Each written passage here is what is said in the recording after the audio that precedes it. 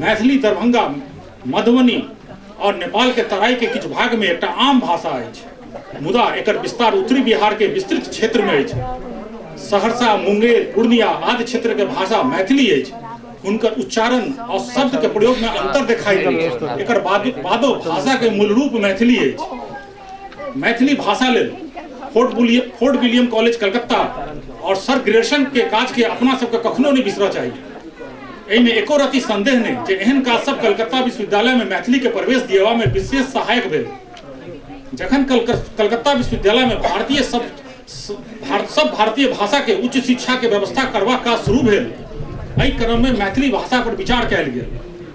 ओहि समय में सर आशुतोष मुखर्जी महत्वपूर्ण भूमिका में रहला। प्रोफेसर राधाकृष्ण चौधरी अपन पोथी ए सर्वे ऑफ मैथिली लिटरेचर में लिखने छथि। सर आशुतोष मुखर्जी बनौली के राजा कृतानंद सिंह के सहयोग से कलकत्ता विश्वविद्यालय में मैथिली के चेयर स्थापित केला। ओतहि doctor Jayakant Mishra a history of Maithili literature पोथी के परिचय में डॉक्टर सुनीति कुमार चटर्जी लिखने छथि, मैथिली अध्ययनक प्रति आसक्त 30 वर्ष पूर्व कलकत्ता विश्वविद्यालय से आयल जखन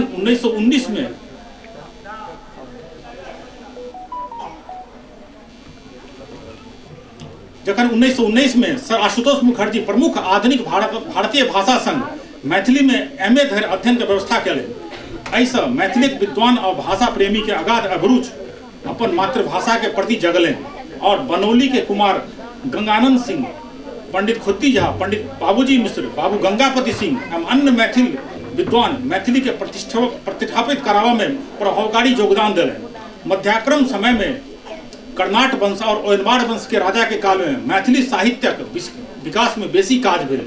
वही काल में गंगेश, पद्मनाभ, वीरेश्वर, चंद्रेश्वर, विद्यापति, वाचस्पति, पक्षधर, शंकर सन संस्कृतक विद्वान के उदय भेल।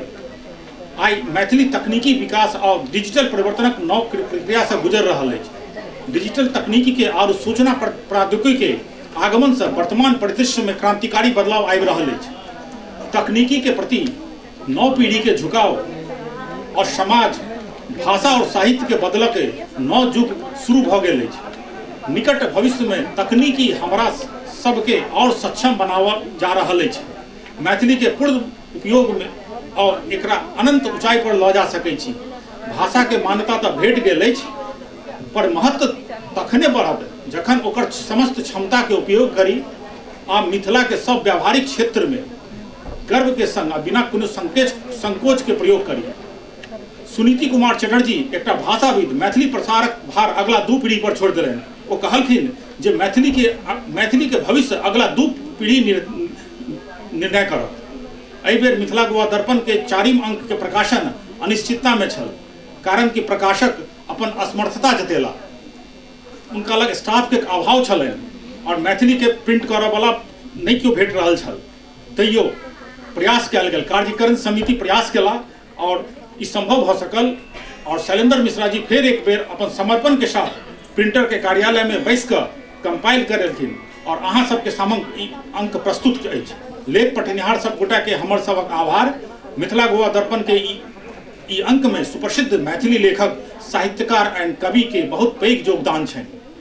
अंत में समस्त रचनाकार के धन्यवाद देबऽ चाहब जे अपन अमूल्य रचना पठा कर छोट सन संस्था के अनुग्रहित कलन। जय मिथिला, जय मैथिली।